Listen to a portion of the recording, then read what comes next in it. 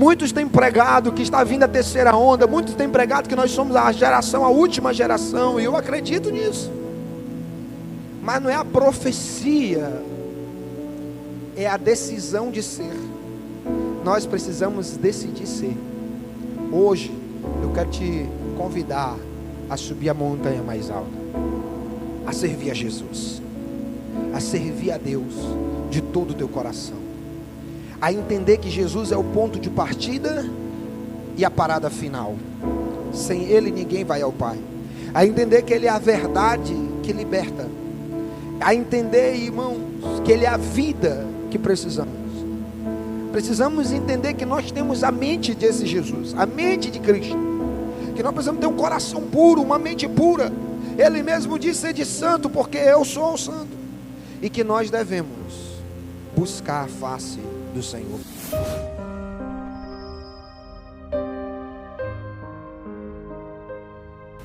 Queridos, subir a montanha sempre levou os homens de Deus a viver um novo tempo. Se você olhar na palavra de Deus, você vai ver que todas as vezes que Deus queria ter um encontro no Velho Testamento com os homens, Ele os levava aos montes. Nós podemos falar de vários homens de Deus, mas eu quero falar de um para você aqui importante, que foi um homem de fé.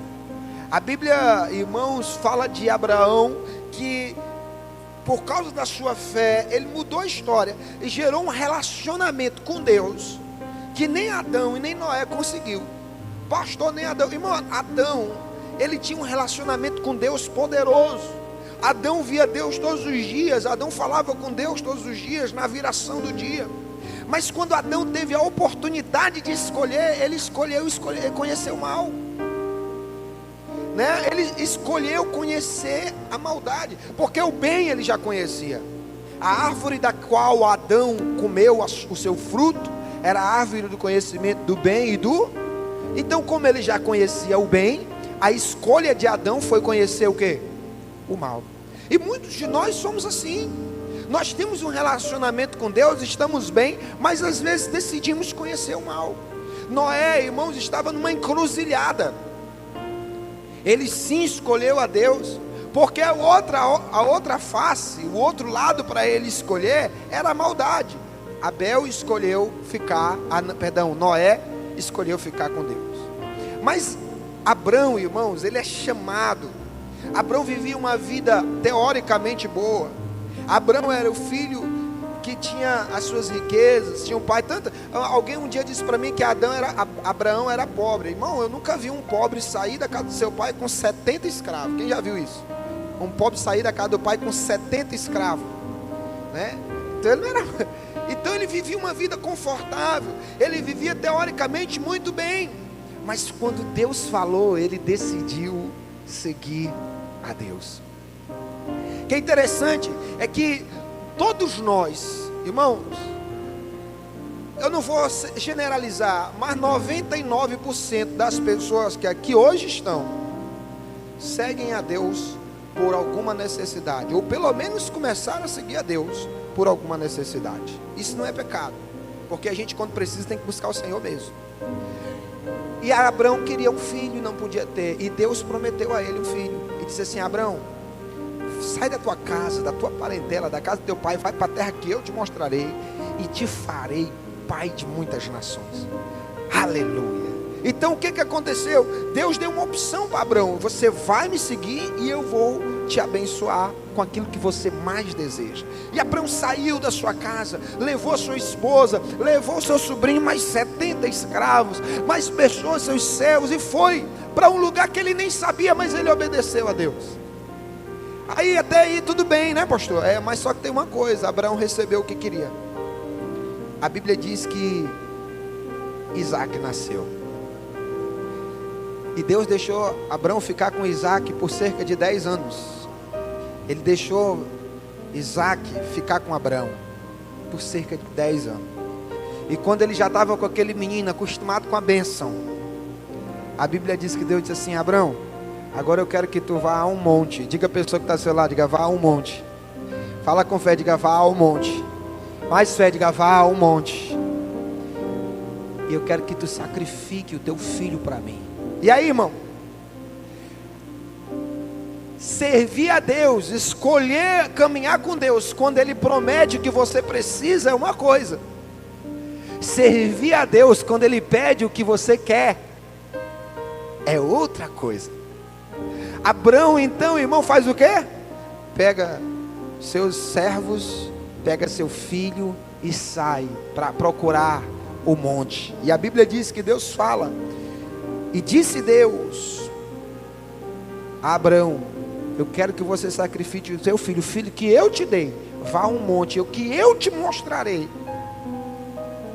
e você ali sacrificará. E a Bíblia fala que Abrão andou com aquele menino até encontrar um monte. E quando chegou no pé do monte, ele deixou os servos e o jumento embaixo, subiu com o menino. O menino no caminho viu a lenha, viu o cutelo na mão do pai, e disse assim: pai, eu estou vendo aqui a lenha, eu estou vendo aqui o cutelo, e até o fogo o Senhor está com ele, mas cadê o sacrifício? Então aquele menino entendeu que o sacrifício era ele, irmão. Sabe o que é interessante, irmão? É porque às vezes a gente não entende que para chegar ao topo de muitas coisas em nossas vidas, exige muito sacrifício. Tem gente que não chega lá porque não está disposto a se sacrificar, não está disposto a abrir mão de coisas. Cada um de nós, irmãos, para chegar onde chegou, sacrificou alguma coisa que era importante. E o que eu quero que você entenda é que quando chegou lá no topo, você é filho de Abraão pela fé, eu sou filho de Abraão pela fé. Não é porque Abraão era mais bonito do que Noé, ou mais bonito do que Adão, mas é porque Noé, quando a arca, que a água acabou, quando Noé pôde escolher, Noé escolheu se embriagar. Quando Abraão teve de escolher entre ficar com aquilo que Deus já tinha dado e viver por aquilo que ele ainda não conhecia de Deus, ele preferiu sacrificar para viver por aquilo que ele ainda não conhecia de Deus. E ele chegou no topo da montanha. Ele não chegou no topo da montanha do Monte Moriá, ele chegou no topo da montanha da sua conquista na terra. Não foi subir um monte natural. Naquele momento Deus olhou para Abrão e ele diz, o anjo diz assim: não sacrifica teu filho, porque eu já sei que tu está pronto para viver tudo que eu tenho planejado para ti. Quem não sacrifica, irmão, não está pronto. Ele disse: eu sei que tu está pronto para viver tudo. E ele fez, aquele homem tem um relacionamento tão profundo com Deus, irmão. Abraão tem um relacionamento tão profundo com Deus, que Deus não faz. Logo depois ele diz assim, se nós formos ler Gênesis capítulo 18, versículo 17, Deus diz assim: ocultarei eu de Abraão o que eu estou para fazer. O relacionamento de Deus com Abraão, porque ele chegou ao topo, porque ele decidiu não viver para si, porque ele decidiu viver por algo maior do que a sua própria necessidade e vontade. Deus disse assim: eu não vou fazer nada sem falar para Abraão. Abraão, irmãos, barganhou com Deus a salvação de uma cidade pecadora que era Sodoma e Gomorra. Ele ainda disse: eu me atrevo a entrar na tua presença novamente, atrevo a falar ao Senhor. Irmãos, quem se atreve a barganhar com Deus? Mas Abraão conseguiu, porque ele subiu. A decisão de subir a uma montanha deste homem mudou a história da humanidade. A decisão de Abraão subir aquela montanha mudou a nossa vida. Hoje nós somos filhos de Abraão por meio da fé. Outro homem que subiu a Bíblia, que subiu ao monte. Sabe, eu quero que você entenda que você é chamado por Deus, que você é escolhido de Deus. A Bíblia diz no livro de 1 Pedro capítulo 2, versículo 9, que vocês são nação santa, sacerdócio real, povo de propriedade exclusiva de Deus. Você está sentado do lado de uma pessoa que é especial para Deus, amém? Agora eu quero que você entenda que Deus te escolheu para um propósito aqui nessa terra. Deus te escolheu para fazer algo. Assim como lá no Velho Testamento Ele escolheu outro homem chamado Moisés, desde o ventre da sua mãe. Aquele menino foi guardado por 9 meses. Depois de 9 meses, quando ele nasceu, ele foi guardado por mais 3 meses. E depois dos 3 meses, após o seu nascimento, ele foi protegido por aqueles que queriam matar ele. Quem financiou a vida dos libertadores de Israel foi aquele que estava matando todas as crianças de Israel. E quando já adulto, Moisés descobre o seu propósito, como acontece muitas vezes conosco. Já adulto, ele descobre o seu propósito, vai onde seu povo, ele olha para o seu povo, descobre o seu propósito, ele quer fazer com as suas habilidades, cheio de raiva e ódio pelo que aconteceu com sua vida. Ele vai lá e quer agir com a sua força, agir com as suas habilidades, agir com a sua inteligência. Eu estou pronto, eu sei o que eu estou fazendo. Quantos de nós agimos assim?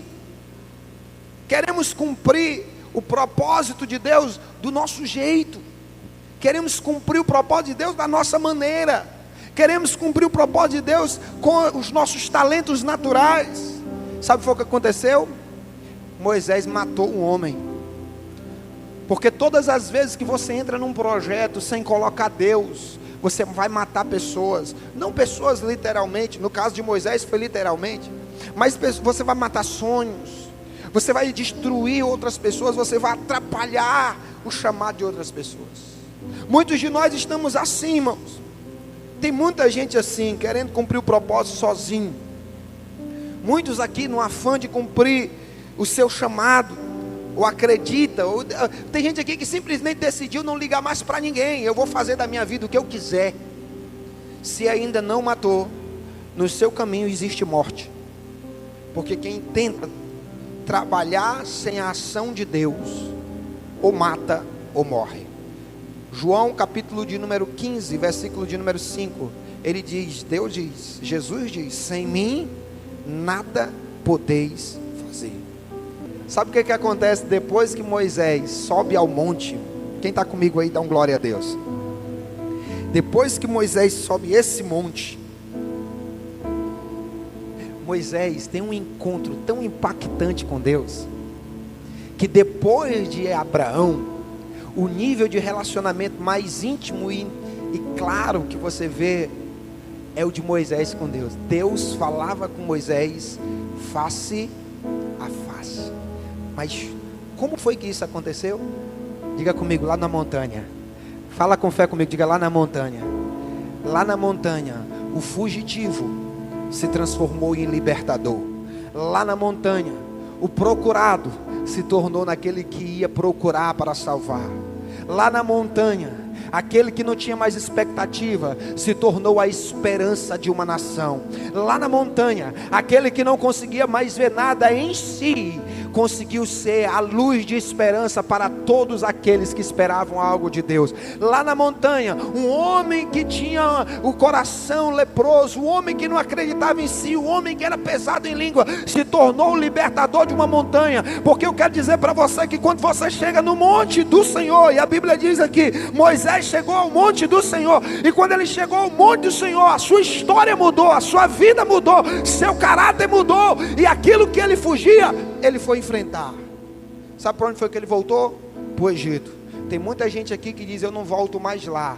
Realmente, se você voltar do jeito que você está, é arriscado você bagunçar tudo. Mas hoje você vai subir a montanha e você vai voltar lá com a face brilhando como a luz do dia, porque o Senhor vai estar contigo. Se tiver alguém recebendo isso aqui, irmão, então reage a algum nível de fé, porque o Senhor vai te fazer descer de uma montanha para você viver um tempo extraordinário na sua vida. Quem poderia dizer que aquele homem não ia alcançar? Mas aquele homem, depois de subir a montanha, pelo poder de Deus, viu a mão de Deus agir, destruir a nação mais poderosa da época. Pegou um povo que era escravo e fez esse povo ver milagres extraordinários.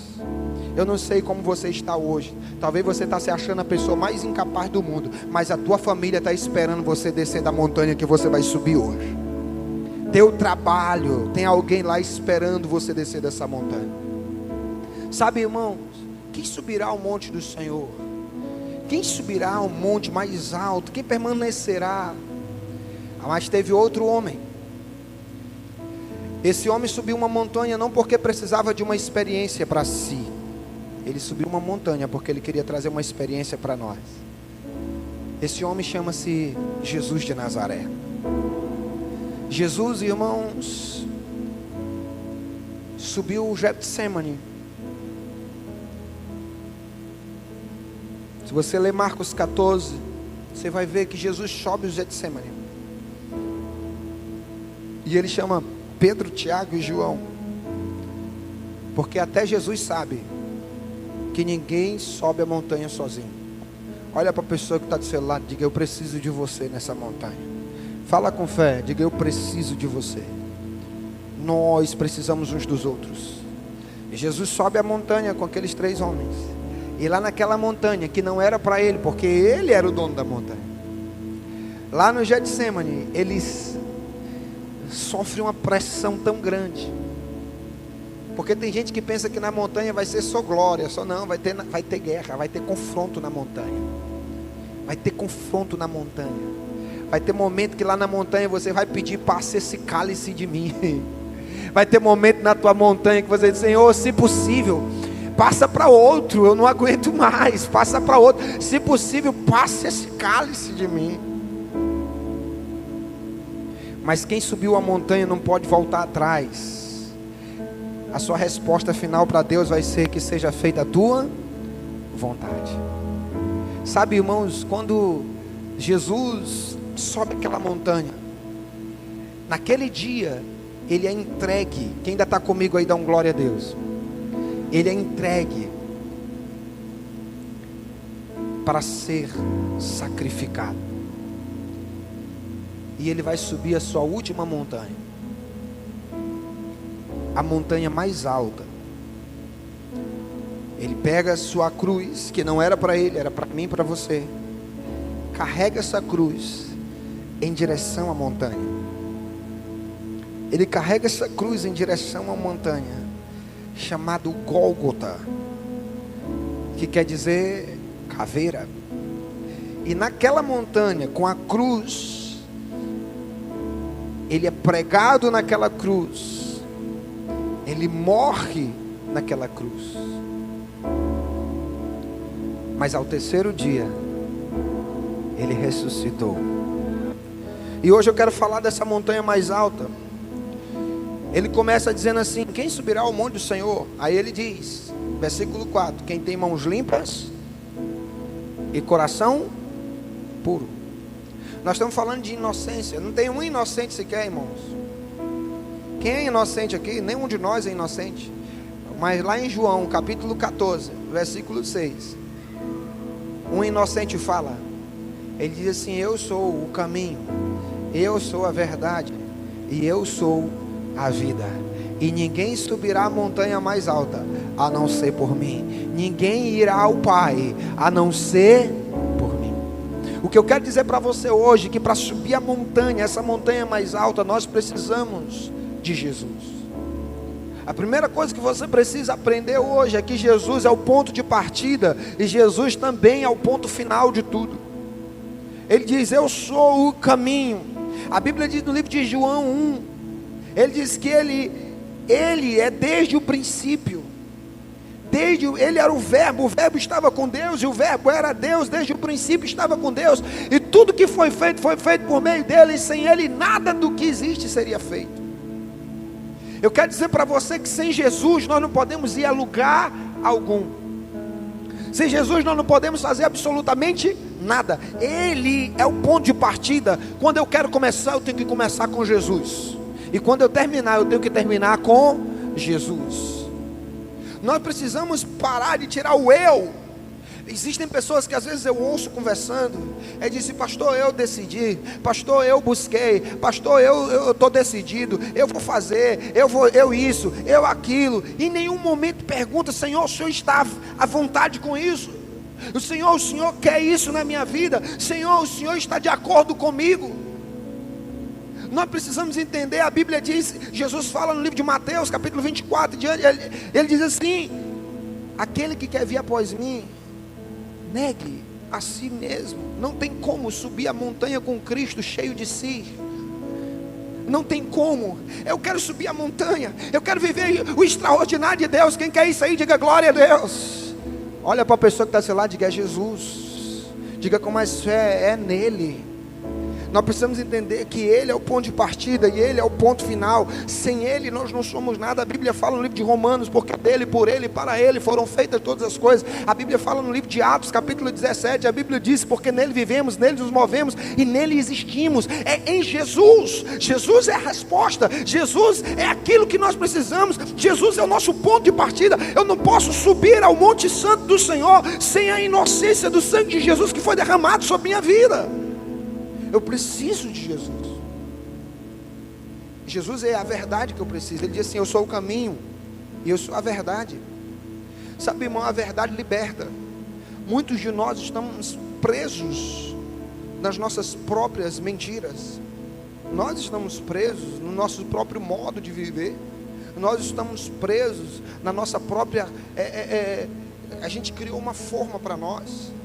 Nós estamos presos, nós criamos uma forma que eu sou assim, eu nasci assim, meu pai era assim, minha mãe era assim, meu avô. Ei, você não precisa ser igual aos seus antepassados, você precisa ser igual a Jesus. E quando você for igual a Jesus, você vai andar na verdade de Jesus. E quando você andar na verdade de Jesus, essa verdade te libertará. João capítulo de número 8, versículo 32 diz: e conhecereis a verdade, e a verdade vos libertará. Gálatas capítulo 5, versículo 1, a Bíblia diz assim: para a liberdade foi que Cristo nos libertou. Então olha para a pessoa que está do seu lado e diga: não se liberta porque se quer, se liberta porque se conhece a verdade. Uma mente pura, ela não inveja. Sabia disso? Tem gente que está até hoje no topo da montanha porque é invejoso. Deixa Deus tratar com você agora. Ele está até hoje no topo da montanha porque ele é invejoso. Ele fica só olhando para os outros.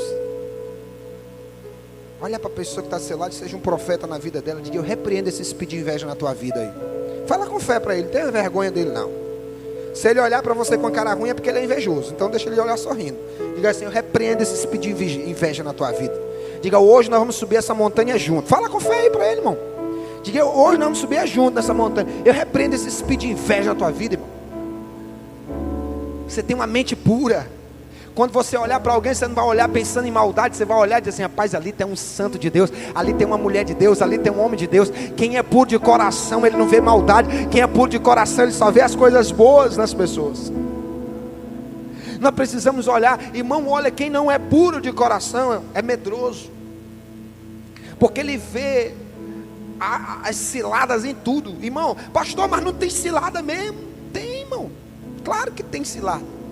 Mas quem tem uma mente pura entende que maior é aquele que está contigo que quem está com o mundo. Se Deus é por nós, quem será contra nós? Vou caminhando. Mas e a cilada? A Bíblia diz que Deus dará ordem aos seus anjos para que não deixe eu tropeçar em nenhuma pedra. Ele está comigo. Eu vou passando e o Senhor vai cuidando. A Bíblia diz que Ele vai aplanar os caminhos tortuosos. Ele vai endireitar os caminhos que estão cheios de pedra. Deus está com você. Quem tem uma mente pura, acredita e sabe que Deus está com ele. Eu não vou subir ao monte. Se eu for olhar para as dificuldades que está em subir a montanha, eu não subo. Mas quando eu entendo que Deus não me desamparará, que Deus não me deixará, quando a minha mente está cheia de Deus. 1 Coríntios capítulo 2, versículo de número 8 e 9, está escrito: aquilo que o olho não viu, nem o ouvido ouviu, nem jamais passou por coração humano, é isso que Deus tem preparado para aqueles que o amam. Mas pastor, por quê? Como é que? Não, antes vocês não sabiam, mas isso foi nos revelado pelo Espírito de Deus. Porque os homens carnais veem as coisas das coisas carnais, porque as coisas espiritual para o homem carnal é loucura, mas para nós é o que, igreja? Diga comigo: é poder de Deus. Que os verdadeiros adoradores adorarão ao Pai em espírito e em verdade. Eu digo para você: Deus procura estes adoradores. Sabe, irmãos, Deus está procurando alguém que busque Ele de verdade. Eu quero que você entenda que Deus está nessa geração olhando, buscando algum homem, alguma mulher. E como eu oro para que nós sejamos essa geração que vai buscar o Senhor. Você que está ouvindo, assistindo em casa, você que está aqui hoje, você que vai ver esse vídeo depois, eu quero que você entenda como eu oro, que nós sejamos essa geração. Muitos têm pregado que está vindo a terceira onda, muitos têm pregado que nós somos a geração, a última geração, e eu acredito nisso, mas não é a profecia, é a decisão de ser. Nós precisamos decidir ser. Hoje eu quero te convidar a subir a montanha mais alta, a servir a Jesus, a servir a Deus de todo o teu coração, a entender que Jesus é o ponto de partida e a parada final. Sem Ele ninguém vai ao Pai. A entender que Ele é a verdade que liberta. A entender, irmãos, que Ele é a vida que precisamos. Precisamos entender que nós temos a mente desse Jesus, a mente de Cristo, que nós precisamos ter um coração puro, uma mente pura. Ele mesmo disse: sede santo, porque eu sou o santo. E que nós devemos buscar a face do Senhor. Fique de pé aonde você está. Fique de pé. Feche os seus olhos.